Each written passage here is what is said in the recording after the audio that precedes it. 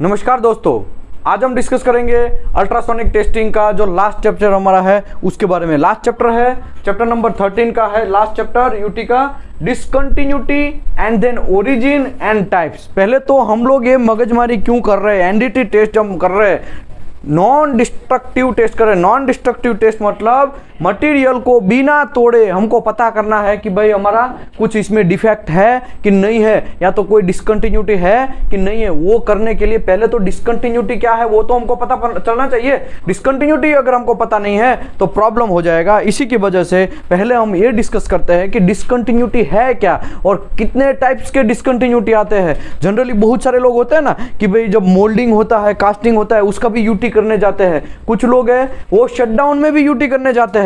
तो कुछ लोग ऐसे भी होते हैं फैब्रिकेशन, जो pressure vessel, heat exchanger, column वगैरह बनता है वहां पे भी एनडीटी या यूटी करने जाते हैं। तो ये सब चीज का कैसे डिवाइडेशन होता है, डिसकंटिन्यूटी कितने टाइप्स की है, वो पूरा का पूरा डेप्थ में हम डिस्कस करेंगे। ठीक है, टोटल अल्ट्रासोनिक टेस्ट में हमने इतने सारे चैप्टर का डिस्कस किया। Application, training and certification, NDT level 1, level 2, level 3 का क्या ड्यूटी है उसके बारे में पूरा डेप्थ में समझे हम। कितने टाइप की एग्जाम आती है वो भी पूरा डेप्थ में समझे। लेवल 1, लेवल 2 का एग्जाम कैसा होता है उसके बारे में भी हमने पूरा डेप्थ में डिस्कस किया। और लेवल 3 का भी कैसे एग्जाम होता है, बेसिक और मेथड एग्जाम और स्पेसिफिक एग्जाम लेवल 3 का भी होता है, वो भी हमने पूरे डेप्थ में डिस्कस किया। और ऑलरेडी हमने ये भी डिस्कस किया कि सर्टिफिकेट जो है वो कैसा आता है लेवल 1 और लेवल 2 का, उसके बारे में भी। उसका नियर विजन हमने देखा कि नियर विजन है वो कैसा होना चाहिए, आपको जिगलर चार्ट जो है वो कैसा होना चाहिए। और ये हमारा इशिहारा चार्ट है। कलर ब्लाइंडनेस चेक करने के लिए आप सब लोग यहाँ पे जब आए थे तब मैंने भी आपका ये टेस्ट लिया था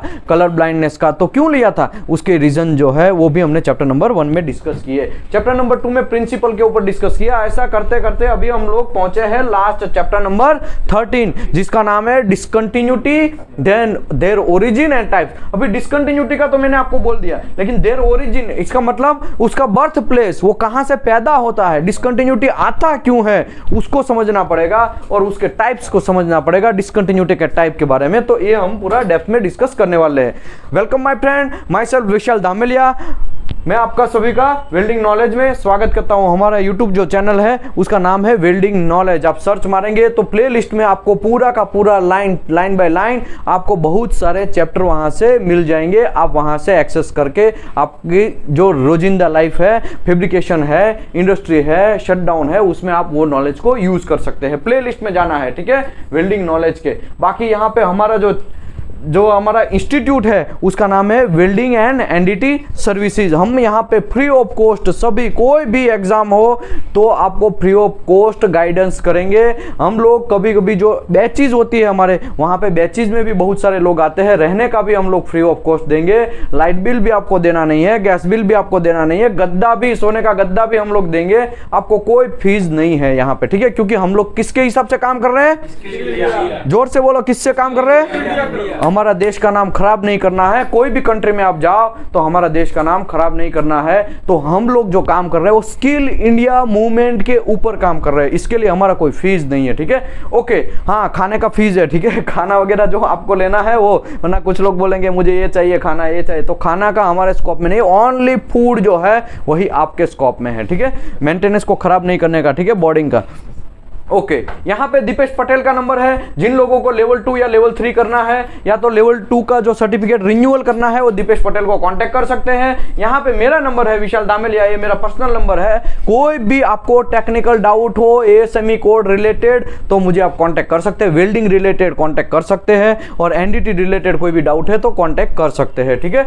आइए मेरे दोस्तों, आज हम स्टार्ट करते हैं chapter number 13, discontinuity, their origin and types. पहले तो ये चैप्टर में हम ये डिस्कस करने वाले है types of discontinuity and that can be evaluated with ultrasonic testing method. तो अल्ट्रासोनिक टेस्ट मेथड हम जब करने जाते हैं, यूटी करने जाते हैं, तब हम लोगों को यह ध्यान रखना है कितने टाइप की डिसकंटिन्यूटी है, क्रैक कैसा आता है और हमको कैसे दिखाता है मशीन में, पोरोसिटी कैसे आता है, लेको फ्यूजन कैसे आता है, लेको पेनेट्रेशन कैसे दिखता है। लेकिन ये लेको फ्यूजन, लेको पेनेट्रेशन है क्या वो तो हमको समझना पड़ेगा। तो ये सब चीज हमको आज समझना है, ठीक है। देखो, जनरली हम लोग 3 डिवाइडेशन करते हैं डिसकंटिन्यूटी के टाइप को। 3 3 types of discontinuity. Okay, 3 types में डिवाइड करते हैं। यहां पे लिखा है ना, discontinuity can be divided into 3 general category. पहला है इनहेरेंट, तो ये सब चीज में पढ़ेगा नहीं, आपको खाली समझ लेना है। पहला है इनहेरेंट डिसकंटिन्यूटी। इनहेरेंट डिसकंटिन्यूटी मतलब जब मटेरियल पैदा होता है, मटेरियल जब बनता है, मटेरियल जब बर्थ होता है, उस टाइम पे जो भी डिसकंटिन्यूटी आता है उसको बोलते हैं इनहेरेंट डिसकंटिन्यूटी। अभी आप बोलेंगे मटेरियल कैसे अरे भाई ये मटेरियल सीधा ऐसे नहीं बन जाता है, ये मटेरियल सीधा ऐसा नहीं फोर्जिंग हो जाता है या कास्टिंग हो जाता है या जो भी है। हाँ चलो आ गया, टेंसाइल टेस्ट का पीस है, उसको काट देते हैं सीधा खींच के, ऐसा नहीं होता है। पहले आपका जनरली मटेरियल को बनाना तो पड़ेगा, ये मटेरियल तो बनाना पड़ेगा। तो उस टाइम पे, ये मटेरियल बनाने के टाइम पे जो डिसकंटिन्यूटी आता है उसको इनहेरेंट डिसकंटिन्यूटी बोलते हैं। ओके, अभी इनहेरेंट डिसकंटिन्यूटी है are usually formed when the material is molted. Molten, तो मटेरियल मोल्टेन मतलब मैं आपको ऑलरेडी यहाँ पे एक टाइम यहाँ पे एक है फिगर में दिखाता हूँ। ये देखो मटेरियल मोल्टिंग हो रहा है, देखा यहाँ पे ये घुसा रहा है, क्या घुसा रहा है, मेटल को। फिर यहाँ पे बीबा होगा, इसको आप लोग क्या बोलते हैं, छाछा, क्या बोलते हैं, छाछा और बीबा जो भी है, इसके अंदर डालेंगे तो इसका जैसा शेप रहेगा वो इसमें थीज के सॉलिडिफिकेशन होके वो उसका शेप कवर कर लेगा। तो ऐसे ही प्लेट को भी बनाया जाता है। प्लेट का एक बड़ा सा छांसा होता है, उसके अंदर प्लेट डालो बीम से, तो बीम का उसके अंदर प्लेट बीम का वो मटेरियल जैसा रहेगा तो वैसा डालो तो वैसा बन जाएगा मटेरियल। तो वैसे हम लोग को बहुत बड़ा लंबा चौड़ा मिलेगा, स्लेब की तरह मिलेगा, ठीक है।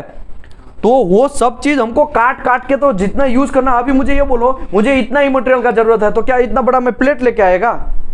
एक ही प्लेट लेना है, छोटा सा टुकड़ा लेना है, उसमें से मुझे ये छोटा टुकड़ा और काटना है। तो उस टाइम पे जब आप कटिंग करते हैं तब कोई डिसकंटिन्यूटी मिलता है, तब उसको बोलते हैं कौन सा डिसकंटिन्यूटी, प्रोसेस डिसकंटिन्यूटी। पहले तो हम इनहेरेंट में डिस्कस कर लेते हैं। इनहेरेंट डिसकंटिन्यूटी क्या है? इनहेरेंट डिसकंटिन्यूटी में inherent rod discontinuity are related to molting, the solidification of the origin ingot before formed into the slab, blooms and billets। अभी slab, blooms, billet क्या है? तो जनरली सबसे पहले मटेरियल मोल्डिंग होता है या मटेरियल का बर्थ होता है तो इतना बड़ा इनगोट में उसको डाला जाता है। क्या करते हैं? इनगोट में डाला जाता है। अभी इनगोट में डाला तो बहुत बड़ा स्लेब वगैरह बन गया, बहुत बड़ा बन गया। अभी इतना सारा तो मुझे जरूरत नहीं है, मुझे तो एक छोटा सा प्लेट बनाना है। तो वो ये भी इतना 100 बाय 200 का जो भी है, मुझे एक प्लेट बनाना है, उसके लिए इतना बड़ा का जरूरत नहीं है। तो इसको डिफरेंट टाइप में काटा जाएगा, या तो ब्लूम्स मतलब उससे छोटा पार्ट, या तो फिर आपका यहाँ पे स्लेब, ये स्लेब में, या तो फिर आपको यहाँ पे बिलेट में, ठीक है, बिलेट में। ऐसा मतलब छोटे छोटे टुकड़े किए जाएंगे। वो छोटे छोटे टुकड़े को फिर अपने रिक्वायरमेंट के हिसाब से काटा जाएगा। लेकिन ये जब इनगोट बना उस टाइम पे कोई ना कोई डिसकंटिन्यूटी आ गया होगा, आने का चांसेस है कि नहीं है? क्योंकि पोरोसिटी आने का चांस है, क्रैक बनने का चांस है, जो भी है इसमें बहुत सारी डिसकंटिन्यूटी जनरेट होने का चांस है। उस टाइम पे आप करने जाएंगे तो उसको बोलते हैं इनहेरेंट डिसकंटिन्यूटी। कैसा डिसकंटिन्यूटी? Inherent discontinuity. ठीक है, जोर से बोलना चाहिए भाई, एक कन्याकुमारी तक आवाज आना चाहिए और ऊपर जम्मू कश्मीर तक आवाज आना चाहिए, ठीक है। Okay, inherent cast discontinuity related to melting.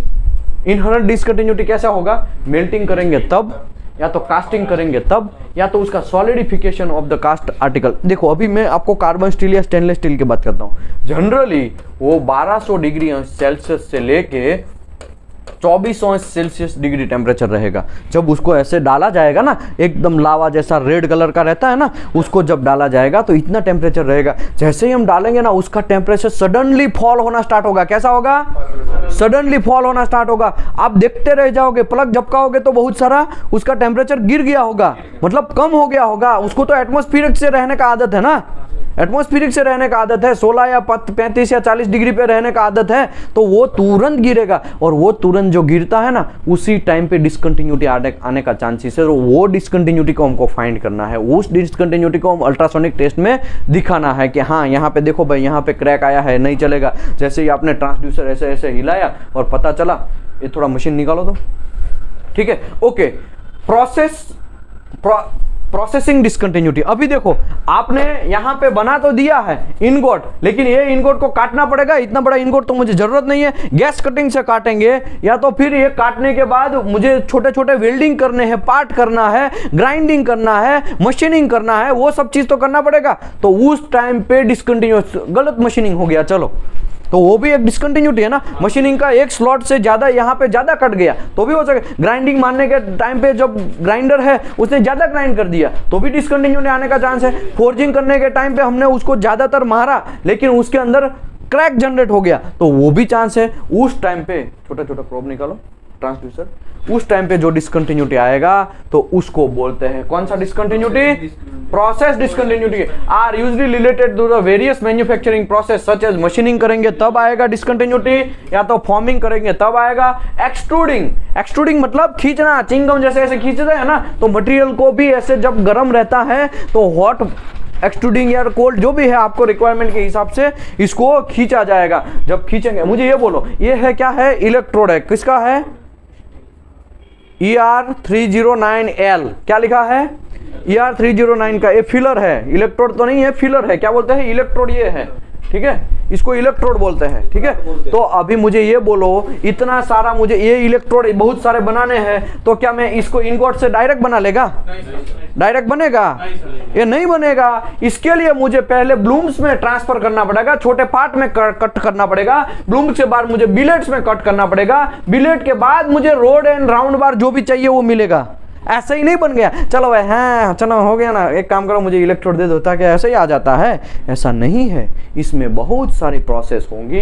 इसमें पहले इनगोट बनेगा, मटेरियल का बर्थ होगा, मटेरियल का बर्थ होने के बाद वो मटेरियल को छोटे छोटे पार्ट में टुकड़ा किया जाएगा। और जब छोटा छोटा पार्ट में टुकड़ा करते हैं तो कटिंग करते हैं, गैस कटिंग करते हैं कि नहीं करते हैं? इसको गैस कटिंग करना पड़ेगा कि नहीं करना पड़ेगा? छोटे टुकड़े में, या तो दूसरा कोई प्रोसेस से आपको कट करना पड़ेगा। कट करने के बाद और छोटा टुकड़ा बन गया और छोटा, फिर एक्सट्रूडिंग, फिर लास्ट में आपको ऐसा बिलेट बना तो उसको ऐसा खींचना पड़ेगा। वो मशीन रहता है, ठीक है, हाथ से नहीं खींचा जाता है वहां पे, ठीक है। तो ऐसा मत सोचने का, वो गर्म रहता है उस टाइम पे और उसको खींचते हैं तो तभी जाके ये चीज बनता है, ठीक है। तो ये सब चीज करने के टाइम पे प्रोसेस डिसकंटिन्यूटी जनरेट होता है। मतलब प्रोसेस में जब प्रोसेस करते हैं ये सब चीज का, कौन सा प्रोसेस? Machining, forming. फॉर्मिंग मतलब जोरदार ऊपर से मारना। वो दीपेश पटेल ने थोड़े दिन पहले वो एक वीडियो डाला था ना, एक गरम गरम एक स्लेब जैसा ऐसा निकाला, फिर ऊपर से दब दब करके मार रहा था, गरम गरम लावा जैसा था, तो उसको बोलते हैं फॉर्मिंग करना। मशीनिंग तो आपको पता ही है, मशीनिंग लेथ मशीनिंग में भी करते हैं, CNC मशीनिंग करते हैं, वो सब चीज एकदम शार्प अच्छा सा कटिंग लेते हैं, तो वो सब चीज। एक्सट्रूडिंग मतलब खींचना, रोलिंग मतलब रोल करना। प्लेट को 2 रोलर से रोल किया जाता है। यहाँ पे मैं रोलर दिखा देता हूँ, देखो यहाँ पे रोलर है, ये क्या है? ये रोलर है, ठीक है। ये रोलर में बीच में से डाला जाता है, इसको खींचा, ऊपर से अगर ज्यादा वेट देंगे तो वो पतला बनेगा, ठीक है। Hot rolling, cold rolling 2 type है, वो उसमें मैं नहीं पढ़ रहा हूं अभी। लेकिन ऐसा रोलिंग करने के टाइम पे भी डिसकंटिन्यूटी आने का चांस है। ज्यादा मटेरियल को दबाएंगे तो शायद एकदम पतला हो जाए, शायद वहां पे क्रैक बन जाए, हो सकता है कि नहीं हो सकता है? शायद लेमिनेशन बड़ा हो जाए, एक पोरोसिटी छोटा था शायद वो बड़ा बन जाए, ऐसा भी हो सकता है। तो ये सब चीज हमको समझना जरूरी है। ओके, इसके बाद वेल्डिंग। वेल्डिंग तो आपको तो पता ही है, ये सब वेल्डिंग इलेक्ट्रोड है, ठीक है। ये वेल्डिंग इलेक्ट्रोड है, ठीक है। ये वेल्डिंग इलेक्ट्रोड है। हेलो, ओके, ये वेल्डिंग इलेक्ट्रोड है, ठीक है। ये इलेक्ट्रोड है, इससे यहाँ पे 2 प्लेट है, उसको वेल्डिंग तो मारना पड़ेगा। जब वेल्डिंग मारेंगे तब यहाँ पे डिसकंटिन्यूटी आने का चांस है कि नहीं है? ये इलेक्ट्रोड गीला है, ये इलेक्ट्रोड वेट है, या तो ये इलेक्ट्रोड में पोरोसिटी वगैरह हाइड्रोजन बैठा हुआ है, वो यहाँ से मारेंगे धीरे धीरे तो क्लस्टर पोरोसिटी आने का चांस है। बराबर वेल्डिंग नहीं मारेंगे तो शायद lake of fusion, lake of penetration वो भी आने का चांस है। यहाँ पे दिख रहा है ना, अंडरकट, क्लस्टर पोरोसिटी, ये पीसी मैंने पहले से ऐसा बनाया है, यहाँ पे भी लम्प्स वगैरह बन गए हैं, तो ऐसा चांसेस है। तो इसको बोलते हैं वेल्डिंग मारने के टाइम पे जो भी डिसकंटिन्यूटी आता है उसको प्रोसेस डिसकंटिन्यूटी बोलते हैं।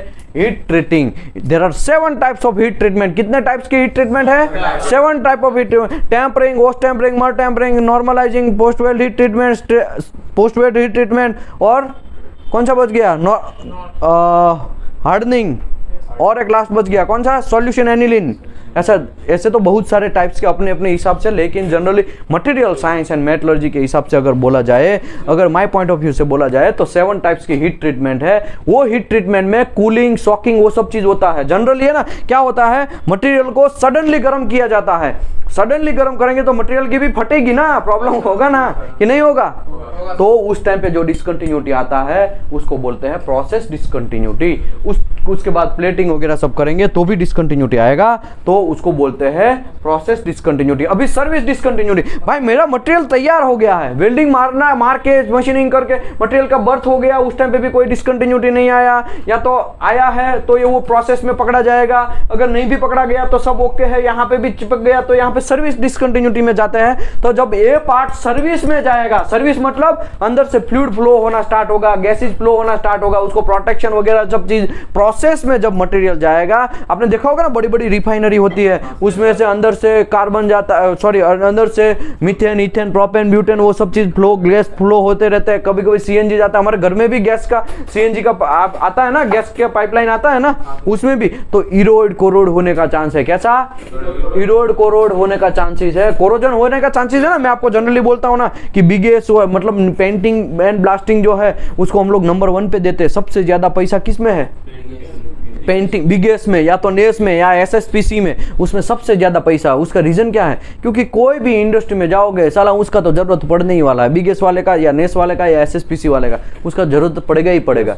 सीसी वाला कहाँ पे, जब नया प्रोजेक्ट होगा तो शायद, अगर शटडाउन होगा तो शायद छोटा मोटा टुकड़ा मारना है वेल्डिंग, तब एक अलग मैटर है, लेकिन नया प्रोजेक्ट होगा तो ही सीसी वाले का जरूरत पड़ेगा। लेकिन नेस, बिगेस और एसएसपीसी वाला कैसा है, सब जगह पे कोई भी नया प्रोजेक्ट है तो भी उसमें पेंटिंग ब्लास्टिंग करना पड़ेगा, पुराना प्रोजेक्ट है तो उसमें रस्टिंग हो गया तो भी उसको काम करना पड़ेगा, और नया कोई रनिंग कंडीशन में शटडाउन लिया है तो भी आपको काम करना पड़ेगा, पुराना हो चुका है और वापस उसको कुछ रिपेयर वगैरह सब सेटअप करना है, नया तोड़ के, तो भी किसका जरूरत पड़ेगा, पेंटिंग इंस्पेक्टर का। तो नंबर 1 जो है वो पेंटिंग इंस्पेक्टर का नंबर है, उससे सबसे ज्यादा पैसा मिलता है। और उससे बाद कौन सा पैसा मिलता है, मैं आपको समझाया, एपीआई, अमेरिकन पेट्रोलियम इंस्टीट्यूट जो है उसका कोर्सेज है 510, 576, 53, 936, 571, 577, 580, 581, ऐसे बहुत सारे कोर्सेज है, वो भी आप करेंगे तो आपको फायदा रहेगा, आपके करियर के लिए फायदा रहेगा। बाकी तो हमें क्या है, हम तो समझा के स्किल इंडिया के तौर पे मैं तो आपको समझा देगा। इसमें सर्विस डिसकंटिन्यूटी ऐसा होता है कि भाई related to the various service condition stress generate होता है, अंदर से जनरली मीथेन, इथेन, प्रोपेन जब फ्लो होता रहता है 10 साल के बाद उसमें थोड़ा बहुत थिकनेस कम हो जाता है तो ट्रेस की वजह से वहां से फट जाता है पाइप। ओके, दूसरा या तो फिर कोरोजन होता है, वहां से रस्टिंग का बगल में से पाइपलाइन गया है और वहां से पाइपलाइन गया है लेकिन उसके जस्ट ऊपर या नजदीक में कोई पानी वगैरह ऊपर से चिपक रहा है, टूट रहा है, निकल रहा है, ऊपर से हॉल हो गया है, वो पानी इसके ऊपर पड़ रहा है तो यहाँ पे भी रस्टिंग स्टार्ट होगा, तो वैसा कोरोजन होने का चांसेस है, तो उसको बोलते हैं सर्विस डिसकंटिन्यूटी।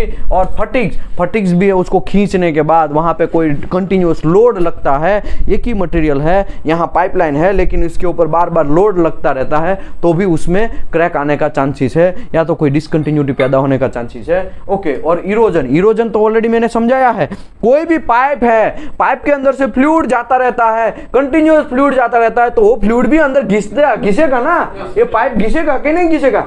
आप बोलेंगे कि नया क्या उठा बनाया, पानी थोड़ी मटेरियल को घिसता है, लेकिन पानी भी एक जगह पे लॉन्ग टर्म तक जाएगा ना तो वहां पे एक सरेरस जैसा हो जाएगा, वहां पे एक घिसान जैसा हो जाएगा, वहां पे एक लाइन जैसा महसूस होगा, तो उसको बोलते हैं, क्या बोलते हैं, इरोजन। तो मटेरियल जो है अंदर से घिसेगा और अंदर से फिर थिकनेस धीरे धीरे कम होगा, फिर उसका थिकनेस समझो 10 mm है और घिसते घिसते 3-4 mm पे आ गया, फिर उसके ऊपर ट्रेस लगेगा तो वो भी क्रैक होने का चांसेस है। तो ऐसे बहुत सारे रीजन है डिसकंटिन्यूटी आने का, आपको पता होना चाहिए। आप यूटी करने जा रहे हैं, वरना साहब मैं तो यूटी का मशीन ऐसे घिस के आ गया, क्या घंटा आपको, अगर आपको डिसकंटिन्यूटी ही पता नहीं है, आपको पता है हाँ कुछ मिला है लेकिन क्या है, स्लेग है, क्या है, क्रैक है, लेको फ्यूजन है, पोरोसिटी है, पिन होल है क्या, लेकिन आपको साहब कुछ तो मिला है, अरे कुछ तो क्या मिला है, कुछ तो पता होना। तो डिसकंटिन्यूटी के बारे में, इसके लिए मैं आपको वेट दे रहा हूं।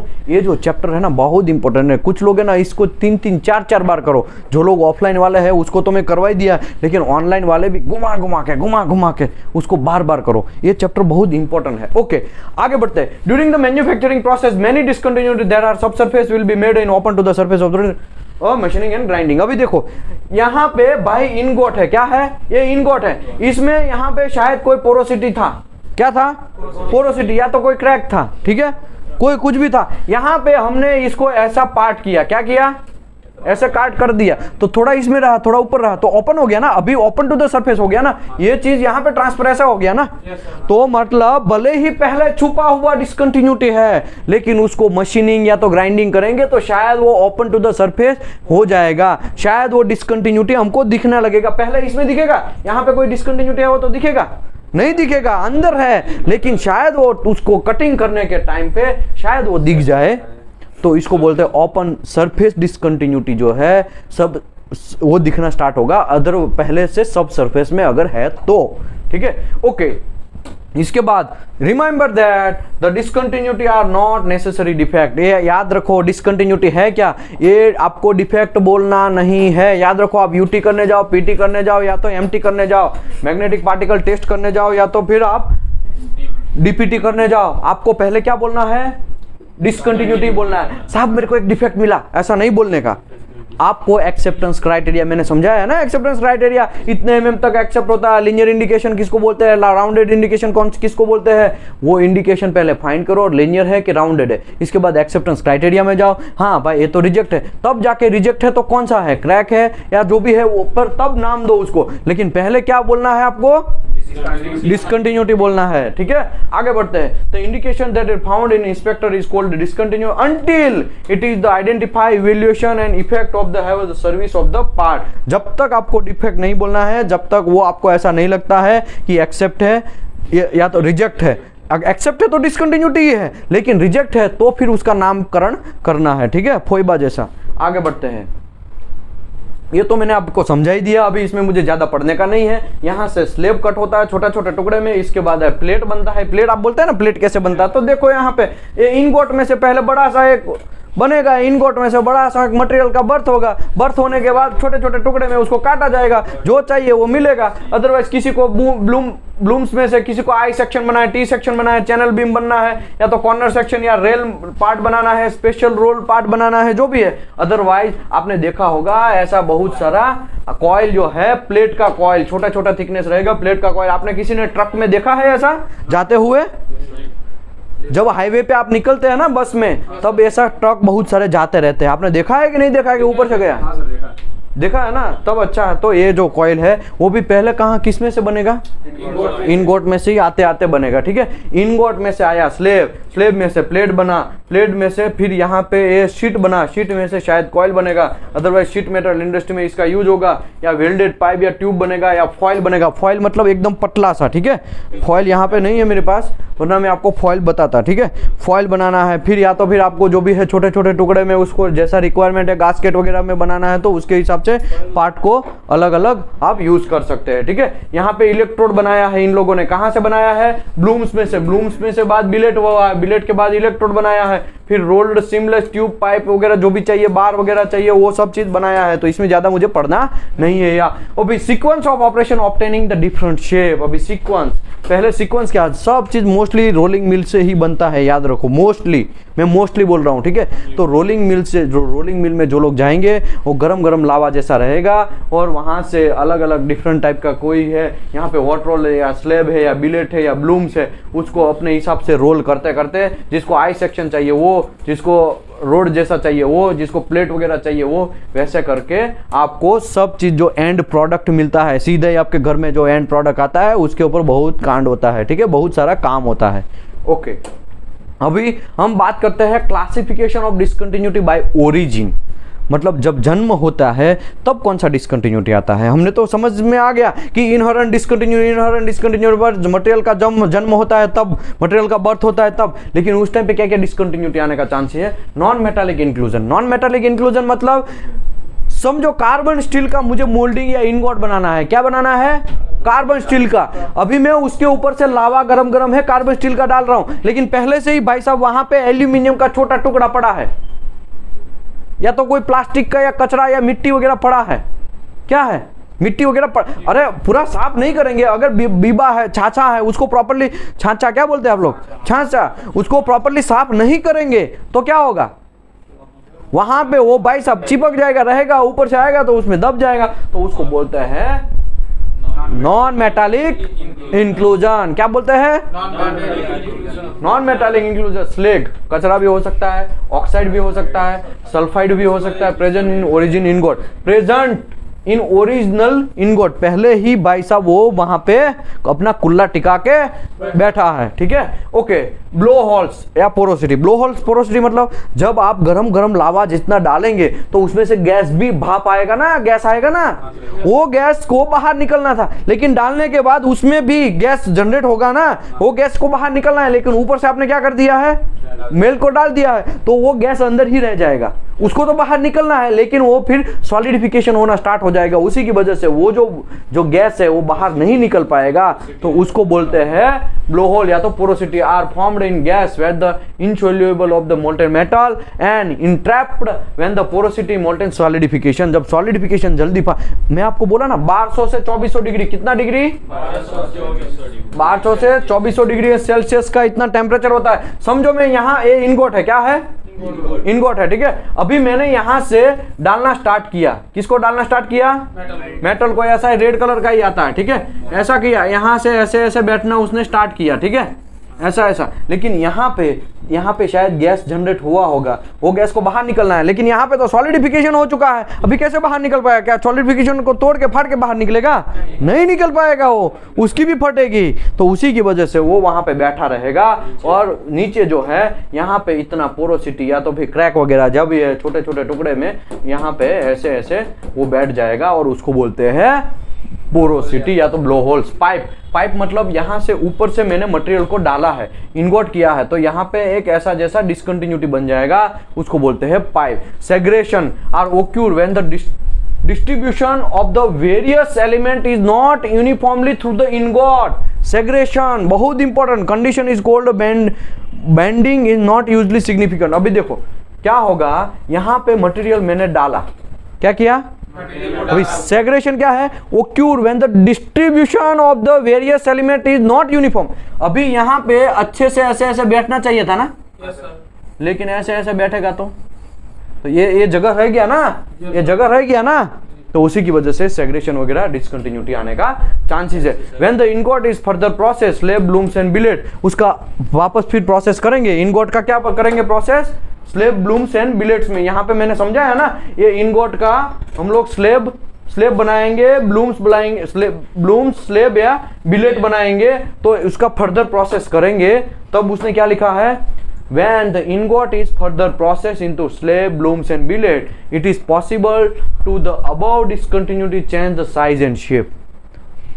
पहले क्या था समझो, मैं यहाँ पे आपको एक प्रैक्टिकली दिखा देता हूँ। यहाँ पे एक ऐसा डिसकंटिन्यूटी था, कैसा? 15 mm लॉन्ग में था। क्या हुआ? 15 mm लॉन्ग में। अभी मैंने यहाँ से ऐसे काट दिया, अभी आधा डिसकंटिन्यूटी शायद इसमें चला गया, आधा बाहर रह गया, तो उसका 15 mm का आधा आधा हो गया ना, तो उसका साइज एंड शेप बदल गया ना। तो ऐसा मैं बोल रहा हूं, जब एक फॉर्म में से दूसरा फॉर्म में आप काम करेंगे तो शायद डिसकंटिन्यूटी कैसा होगा?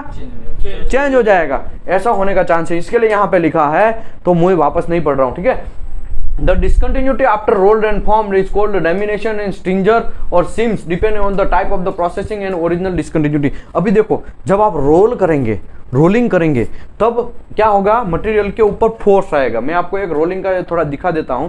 देखो यहाँ पे क्या होगा, इतना बड़ा लेंथ है, कितना है? इतना बड़ा है, लेकिन रोल होने के बाद यहाँ पे बहुत फोर्स आता है। ये रोलर है ना, बहुत फोर्सली काम करते हैं, तब यहाँ पे कितना लेंथ हो गया उसका? पतला हो गया, मतलब पतला ही करना है। लेकिन ये डिसकंटिन्यूटी पहले ऐसा इत्तू सा था, ये डिसकंटिन्यूटी इत्तू सा था, ये डिसकंटिन्यूटी इत्तू सा था, लेकिन वो उसको दबा के उसको आगे निकला, तो ये दोनों शायद उसको 1 नंबर 2 नंबर और 3 नंबर ऐसा बोलूं मैं, तो ये 2 और 3 दोनों मिक्स हो गया। देखा आपने? तो इसको बोलते हैं स्ट्रिंजर्स। क्या बोलते हैं? स्ट्रिंजर्स। ठीक है, यहाँ पे भी ऐसा हो गया, यहाँ पे भी ऐसा हो गया, ये 1 नंबर अकेला वो बड़ा हो गया, पहले छोटा था उसको बड़ा हो गया, ऐसा भी होने का चांस है ना। ऐसा जब आप दबा के उसको रोल करेंगे तब की मैं बात कर रहा हूं, तो ये चीज आपको समझना पड़ेगा। ओके, अभी आगे बढ़ते हैं। Hot tops are usually cropped in most of the discontinuity before the ingot and further process. Hot tops भी आने का चांसेस है। अभी देखो यहाँ पे मैंने ये मोल्डिंग जो गिरा रहा है उसका दिखाया गया है। समझो यहाँ से मैं गिराया, गिराने के बाद यहाँ पे उसका शेप ही कुछ डेंजर तरह का ऐसा कुछ है, समझो। अभी तो ठीक है सीधा दिखाया है मैंने, लेकिन इसका शेप थोड़ा कचरा जैसा है, ऐसा है इसका शेप, कैसा है, ऐसा है। तो यहाँ से 22 आपने डाला, यहाँ से आते आते यहाँ पे कितना डिग्री था, 1200 से लेके 2400 में कार्बन स्टील या स्टेनलेस स्टील की बात कर रहा हूं, समझो उसी की बात कर रहे हैं हम लोग, कार्बन स्टील की ही बात कर रहे हैं, ठीक है। तो यहाँ पे गिरते गिरते यहाँ पे धीरे धीरे चलते चलते क्या होगा, टेम्परेचर उसका डाउन हो जाएगा, और टेम्परेचर डाउन हो जाएगा, शायद यहाँ पे ऐसा गिरे तो यहाँ से ऐसे धीरे से फिर गिरेगा, और शायद ये गिर भी ना पाए, तो इतना एरिया में अभी फिर और कोई नहीं जा पाएगा, क्योंकि उसने ऐसा पैक कर दिया है वहां पे, ठीक है, उसके अंदर कोई घुस नहीं पाएगा। और शायद यहां से जोर से पहले गिरे तो उसके छोटे छोटे छींटे बन जाएंगे। वो ऐसा है ना, पानी जब हम ऊपर से नीचे डालते हैं तो उसके छींटे बहुत सारे उठते हैं ना, तो छींटे उठते हैं, तो और छींटा जैसे एरिया कम होता है उसका टेम्परेचर कम हो जाता है, तुरंत कम हो जाता है, छोटा का टेम्परेचर कम हो जाता है ना, और टेम्परेचर कम हो गया तो सॉलिडिफिकेशन जल्दी हो गया, सॉलिडिफिकेशन जल्दी हो गया तो उसको हॉट टीयर जैसा, आंखों में से आंसू कैसे आते हैं वैसा, तो इसका नाम है हॉट टीयर, ऐसा भी समझो आप, ठीक है। ये भी होने का चांसेस है। तो यहाँ पे बहुत सारे हॉट टीयर लिखा है ना, यहाँ पे हॉट टीयर आने का चांस है। श्रिंकेज केविटी, श्रिंकेज केविटी का मतलब आगे मैं समझाता हूँ, माइक्रो श्रिंकेज वगैरह। ओके, हॉट टीयर यहाँ पे भी मैं समझाया है, कुछ हॉट टीयर बन जाएंगे छोटे छोटे, तो वो भी एक है। उसके बाद अभी यहाँ पे श्रिंकेज केविटी की बात करते हैं। श्रिंकेज केविटी मतलब मटेरियल को यहाँ से मैंने पूरा प्योर कर दिया, यहाँ से इसमें ऐसे गया, यहाँ से ऐसे गया, ठीक है, ये दोनों भर गया, दोनों भरने के बाद फिर क्या होगा, अंदर सॉलिडिफिकेशन स्टार्ट होगा। कैसा होगा, सॉलिडिफिकेशन मतलब टेम्परेचर फॉल होना स्टार्ट होगा, टेम्परेचर कम होना स्टार्ट होगा, और धीरे धीरे मटेरियल एक दूसरे से खींचता स्टार्ट हो जाएगा। क्या होगा, बॉन्डिंग स्टार्ट हो जाएगा, और वो बॉन्डिंग की वजह से इतना मटेरियल यहाँ से फट जाएगा, क्योंकि मटेरियल ही पहले से ही कम डाला है। तो ऐसा खींचतान होता है ना मटेरियल में, आपने देखा है कि नहीं देखा है? जब मदर जो है, आप हम रोटी की बात करते हैं, रोटी जब हम पकाते हैं तब उसको गर्म करते हैं तो कभी कभी बीच में जब फट जाती है, पता है ना, जब ऐसा करने के टाइम पे भी फट जाती है, वो खींचतान हुआ है, उसको सॉलिडिफिकेशन ही कर रहे हैं ना। पहले अब क्या था, एक एकदम पाउडर फॉर्म था, उसमें पानी डाला, फिर ऐसा घुमाया, फिर रोटी कभी कभी बनाने के टाइम पे फट जाता है ना, तो वही है चीज, नया कुछ नहीं है। फट क्यों गया, क्योंकि इस वाला जो एरिया था उसने भी खींचा नहीं भाई साहब, इसने भी खींचा नहीं, दोनों ने अपना अपना हिसाब से अपना बात खींच लिया, बीच में जगह रह गया, तो उसको बोलते हैं श्रिंकेज केविटी। क्या बोलते हैं, जोर से बोलो भाई। ब्लो होल्स तो आपको मैंने समझा ही दिया है, यहां से वो एयर को बाहर निकलना था, लेकिन यहाँ पे समझो, मैं यहाँ पे डालू, ठीक है, यहाँ पे मटेरियल को मैं डाल रहा हूँ, ठीक है, ये पूरा पैकिंग सिस्टम पूरा पैक है। अभी यहाँ पे गैस जनरेट हुआ, तो क्या वो गैस ऐसा चलते के बाहर ऐसा निकलेगा? नहीं, वो वहां पे ही चिपक जाएगा, उसको निकलने का जगह ही नहीं मिलेगा, सॉलिडिफिकेशन हो जाएगा। उसी की वजह से इसको बोलते हैं ब्लो होल्स। क्या बोलते हैं, ब्लो होल्स। तो ये सब चीज आपको समझना है। लेमिनेशन है, अभी प्रोसेस, ये सब चीज जो डिस्कंटिन्यूटी था ना, वो इनहरेंट डिस्कंटिन्यूटी था। कौन सा डिस्कंटिन्यूटी? मटेरियल जब पैदा होता है, मटेरियल का बर्थ होता है तब की बात। अभी हम बात करते हैं प्रोसेस डिस्कंटिन्यूटी का। तो प्रोसेस डिस्कंटिन्यूटी है, वो भी एक बहुत इंपॉर्टेंट टॉपिक है। प्रोसेस डिस्कंटिन्यूटी में are those found in produce by forming और फैब्रिकेशन ऑपरेशन इंक्लूडिंग रोलिंग, या तो फोर्जिंग, या तो वेल्डिंग, या मशीनिंग, ग्राइंडिंग, या हॉट हीट ट्रीटमेंट, जो भी करेंगे उस टाइम पे जो डिस्कंटिन्यूटी आएगा उसको कौन सा डिस्कंटिन्यूटी बोलते हैं? Process discontinuity. तो ये लाइन मैंने समझाने के में करीबन 10-15 मिनट आपको समझाया, तो इसमें मुझे ज्यादा और डेप्थ में जाने का जरूरत नहीं है। तो यहाँ पे देखो, ये एक प्लेट है, क्या है? प्लेट है। ये पूरा क्या है? प्लेट है। प्लेट में कुछ दिख रहा है आपको? क्या दिख रहा है? क्रैक नहीं है, वो लेमिनेशन है, पूरा का पूरा अंदर तक जाएगा वो। और सबसे ज्यादा यूटी का काम, सबसे बेस्ट प्रॉफिट क्या है यूटी में? लेमिनेशन पकड़ने का। क्या पकड़ने का? Generally UT most of lamination में ही ज्यादातर यूज होता है, लेमिनेशन पकड़ने में। हाँ, लेको फ्यूजन भी पकड़ने में ज्यादा यूज होता है एक अलग में, लेकिन लेमिनेशन आरटी है, रेडियोग्राफी टेस्ट है, उसका क्या लिमिटेशन है? लेमिनेशन भाई साहब वो नहीं पकड़ सकता है। क्या नहीं पकड़ सकता है वो? और अल्ट्रासोनिक है हमारा बड़ा घोड़ा, हमारा हॉर्स। अल्ट्रासोनिक टेस्ट, उससे क्या पकड़ा जाता है? लेमिनेशन पकड़ा जाता है। लेमिनेशन मतलब ऐसा चीर गया है, देखो ये प्लेट दिखाया, देखा आपने, ये पूरा का पूरा एक ही प्लेट है, लेकिन ये बीच में से क्या हो गया है? फट गया है, तो उसी को बोलते हैं लेमिनेशन। क्या बोलते हैं? लेमिनेशन। यहाँ पे भी मैंने कुछ प्लेट को दिखाया है, यहाँ पे भी इतना फटा है और यहाँ पे भी ऐसा करके फटा है, यहाँ पे भी थोड़ा बहुत फटा है, देखा आपने? तो ये सब लेमिनेशन है। यहाँ पे भी देखो ये इसे ऐसा ऐसा फटा है, देखा आपने? ये लेमिनेशन है। लेमिनेशन मतलब चीर जाना।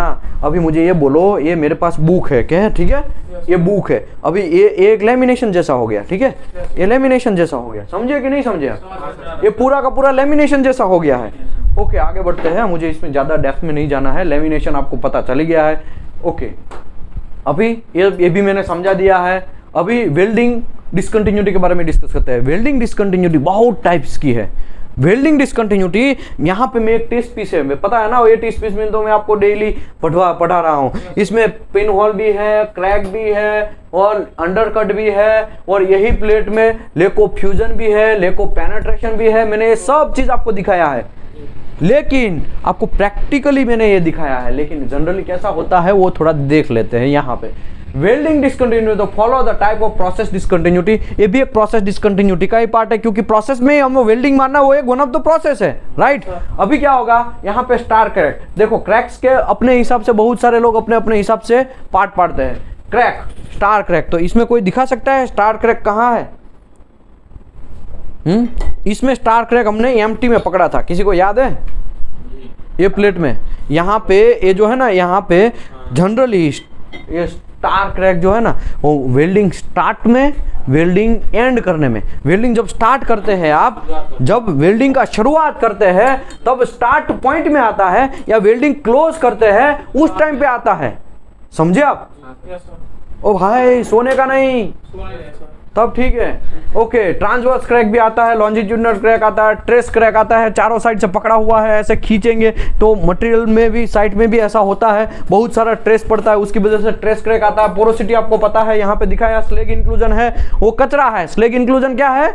कचरा है। और टंगस्टन इंक्लूजन है, वो जब GTAW वेल्डिंग मारते हैं तो उसमें टंगस्टन होता है आगे ऐसा, और वो टंगस्टन से, ये क्या है, ये ऐसे में W का है, ऐसे ऐसे मारेंगे ना, वो ऐसे में यहाँ पे होल्डर रहेगा, वो सब चीज। लेकिन जब GTAW मारते हैं तब ये प्लेट फिक्स रहेगा। यहाँ से आपको, ये तो पहले से प्लेट मेरा एक हाथ पकड़ नहीं सकता इसके लिए, बाकी ये फिक्स है। ये ऐसा टंगस्टन का एक अलग रोड आता है, फिलर आता है, नॉन कंज्यूमेबल होता है उसको। नॉन कंज्यूमेबल मतलब उसको जाना नहीं है मटेरियल के अंदर। ये फिलर जो है वो पिघलता जाएगा, फिर धीरे धीरे आपको इसको आगे बढ़ाना है। यहाँ पे ऐसे ऐसे वेल्डिंग होता है। GTAW का मैंने वीडियो ऑलरेडी बनाया है, एकदम लंबा छोड़ा, तो आप देख लेंगे तो पता चल जाएगा, ठीक है? तो उस टाइम पे जो क्रैक आता है, सॉरी, कोई इंक्लूजन आता है, वो टंगस्टन इंक्लूजन होता है। लेक ऑफ पेनेट्रेशन, तो इसमें एक लेक ऑफ पेनेट्रेशन है, देखा यहाँ पे लेक ऑफ पेनेट्रेशन, एक पार्ट पेनेट्रेट प्रॉपरली नहीं हुआ है तो इसको लेक ऑफ पेनेट्रेशन बोलते हैं। और लेक ऑफ फ्यूजन भी होता है, अंडरकट भी, अंडरकट तो बहुत सारे हैं, लेक ऑफ फ्यूजन भी बहुत सारे हैं, ठीक है? ओके, बहुत सारे लोग क्रैक का और भी डिवाइडेशन करते हैं। तो पहला है welding discontinuity, there are following types of process discontinuity है, इसके बहुत सारे डिसकंटिन्यूटी के पार्ट है। पहला क्रैक्स है, क्रैक तो आपने देखा ही होगा, ठीक है? केविटी है, मतलब पोरोसिटी जैसा है, ठीक है, केविटी। उसके बाद सॉलिड इंक्लूजन, सॉलिड इंक्लूजन मतलब टंगस्टन इंक्लूजन, कॉपर इंक्लूजन, ये सब चीज, कचरा कुछ भरा हुआ है तो वो इंक्लूजन हो गया, ये सब चीज, स्लैग इंक्लूजन, वो सब चीज है, ठीक है? उसके बाद lake of fusion and penetration, lake of fusion and penetration मतलब प्रॉपरली मटेरियल फ्यूज नहीं हुआ है। ये प्रॉपरली वेल्ड हो, जब आप वेल्ड करते हैं तब ये भी प्रॉपरली पिघलना चाहिए, ये दोनों बेज वाला भी, बेज मेटल है वो भी पिघल के बराबर अंदर घुसना चाहिए। लेकिन कोई एक है ना, टेम्परेचर करंट कम ले लिया है आपने, तो शायद एक बंदा ना पिघले, तीनों पिघलना चाहिए। कौन कौन पिघलना चाहिए? एक इस साइड का बेज मेटल, एक ये बेज मेटल, और एक ये इलेक्ट्रोड, ये तीनों पिघलने चाहिए। लेकिन तीनों में से कोई एक नहीं पिघलेगा, ओ चाचा, तीनों में से कोई एक नहीं पिघलेगा तो क्या होगा? लेक ऑफ फ्यूजन आने का चांसेस है। लेक ऑफ पेनेट्रेशन मतलब जब ये वेल्डिंग मारते हैं तब वेल्डिंग जो है एकदम रूट तक नहीं पहुंचेगा। तो यहाँ पे देखो ये वेल्डिंग मारा है लेकिन यहाँ रूट तक नहीं पहुंचा है, ले तो ये है, उसको बोलते हैं लेक ऑफ पेनेट्रेशन, ठीक है? ओके, फिर इनपरफेक्शन, शेप एंड डायमेंशन, तो ये भी एक है, मिसलेनियस इनपरफेक्शन ये भी है। ओके, अभी इंपॉर्टेंट है क्रैक्स का। तो क्रैक के कितने डिवाइडेशन है? Crack the imperfection produced by the local rapture of the solid state and when may arise the effect of the cooling or traces. Crack are more significantly over time the imperfection and geometrical procedure and very large stress concentration of the crack tip and making them the likely cause fracture blah blah blah। बहुत सारा चीज लिखा है, लेकिन आप इतना समझ लो crack जो है कितने टाइप्स के हैं। लॉन्जिट्यूडनल क्रैक मतलब ये मेरा प्लेट है, ठीक है, ऐसा क्रैक आएगा उसको लॉन्जिट्यूडनल, ऐसा क्रैक आएगा ट्रांसवर्स। ये वेल्डिंग ऐसा है ना, यहां पे मैं दिखाया ना ऑलरेडी, यहां पे लॉन्जिट्यूडनल क्रैक मतलब ये मेरा वेल्डिंग है, ठीक है, ये वेल्डिंग की लाइन में कोई भी ऐसा क्रैक आएगा उसको लॉन्जिट्यूडनल क्रैक बोलते हैं। ट्रांसवर्स मतलब ये वेल्डिंग मैंने ऐसे मारा है, ठीक है, लेकिन ऐसा क्रैक आएगा उसको बोलते हैं ट्रांसवर्स क्रैक। क्या बोलते हैं? Transverse crack. Radial crack, radial crack अभी मैं आपको बताता हूं। समझो ये मैंने वेल्डिंग, ये पाइप का मैंने मारा है, क्या मारा है? ये पाइप का वेल्डिंग मारा है, लेकिन ये पूरा का पूरा ऐसे राउंड में क्रैक आया है, यहाँ पे पूरा राउंड में क्रैक आया, तो उसको क्या बोलते हैं? रेडिएटिंग, या तो crack radiating from the common point. एक पॉइंट से स्टार्ट होगा, दूसरे पॉइंट से ऐसा आगे बढ़ता जाएगा। Okay, crater crack. Crater crack मतलब जब वेल्डिंग स्टार्ट होता है तब, या तो वेल्डिंग एंड होता है तब आने का चांसेस। ये स्टार क्रैक जैसा ही है, एक ही ब्रांच, एक पॉइंट रहेगा उसका, उसके में से बहुत सारे क्रैक पैदा होंगे, ठीक है, एक सेंटर पॉइंट होगा, उसी में से बहुत सारे क्रैक ऐसे निकलेंगे ब्रांच जैसे, ठीक है, ऐसा। ओके, लास्ट है ब्रांच क्रैक। ब्रांच क्रैक भी बहुत डेंजर है, और branch crack grouping of the connecting the crack और originating from the common crack, ये भी एक बहुत डेंजर है। ब्रांच क्रैक है जनरली हेडर, वो सब चीज़ का वेल्डिंग पाइप टू हेडर होता है, और या तो आपका जो ब्रांच कनेक्शन होते हैं वहाँ पे सबसे ज़्यादा क्रैक आने का चांसेस है। ओके, अभी है भाई एक दो ही पेज बचा है, ठीक है, तब फिनिश करते हैं। Forging discontinuity. फोर्जिंग डिसकंटिन्यूटी आप जब मारते हैं ना दब दब दब जोर से, वो दीपेश ने डाला था ना थोड़े दिन पहले, वो लावा जैसा एक मटेरियल था, उसके ऊपर से ऐसा हाइड्रोलिक ऊपर से दब दब कर रहा था, मार रहा था, उस टाइम पे जोर मारने के टाइम पे भी क्रैक आने का चांस है कि नहीं है? मटेरियल के अंदर मटेरियल फटने का चांस है कि नहीं है? मटेरियल की भी बैंड बच जाएगी। ओके, उस टाइम पे भी कोई फोर्जिंग क्रैक आने का चांस है, फोर्जिंग लैप्स आने का चांस है। ओके, यहाँ पे देखो फोर्जिंग लैप्स मैंने दिखाया है, ये प्रॉपरली बीबा प्रॉपर नहीं है, छासा क्या बोलते हैं आप लोग, ये छासा प्रॉपर नहीं है। छासा प्रॉपर नहीं है तो क्या हुआ है, यहाँ पे देखो प्रॉपरली सेटअप नहीं हुआ है, ये एक साइड ऊपर का एरिया है ना, ऐसे एक साइड भाग गया है, देखा आपने, ये दोनों ऐसा है, ऐसा खोल दिया, फिर यहाँ पैक कर दिया, लेकिन पैक करने के टाइम पे ऐसा टेढ़ा थोड़ा हुआ, तो यहाँ पे भी लोचा हुआ, यहाँ पे लोचा हुआ, जब उसको निकाला तब यहाँ पे देखो ऐसा बन गया फोर्जिंग लैप्स। अगर यहाँ आपको देखना है, समझो ऐसा है बीबा या छासा, ठीक है, उसके अंदर मेटल को आप ढालेंगे, मेटल को ढालेंगे या तो फिर ऊपर से फोर्जिंग वगैरह सब ऐसा करेंगे, तब यहाँ पे देखो ये प्रॉपरली सेट नहीं हुआ, देखा आपने, वो वहां पे ऐसा सेट कुछ प्रॉब्लम हो गया होगा छासे में या तो बीबे में, या तो फिर फोर्जिंग करने के टाइम पे कुछ लोचा हो गया होगा, उसी की वजह से ऐसा फोर्जिंग लैप आने का चांसेस है। ग्राइंडिंग जब करते हैं, जब ग्राइंडिंग ऐसा करते हैं तब हीट प्रोड्यूस होता है, यहाँ पे ग्राइंडिंग करते हैं तो हीट प्रोड्यूस होता है ना, तो उस टाइम पे भी क्रैक आने का चांस, मटेरियल की भी फटेगी, क्या होगा, फटेगी, और यहाँ पे भी ऐसा क्रैक ऐसा जनरेट होने का, ग्राइंडिंग की वजह से भी क्रैक होने का चांसेस है, ठीक है। आगे बढ़ते हैं, और यहाँ पे देखो ये सर्विस डिसकंटिन्यूटी के बाद जब मटेरियल सर्विस में जाता है, ये मैंने हुक तो प्रॉपरली बना दिया था, बराबर मैंने फोर्जिंग किया, बराबर मेरा मटेरियल बर्थ भी हुआ था, उस टाइम पे कोई डिसकंटिन्यूटी नहीं था, इनहेरेंट डिसकंटिन्यूटी नहीं था, उसके बाद प्रोसेस किया, उसका मशीनिंग किया, तब भी कोई डिसकंटिन्यूटी नहीं था, लेकिन ये सर्विस में जब आया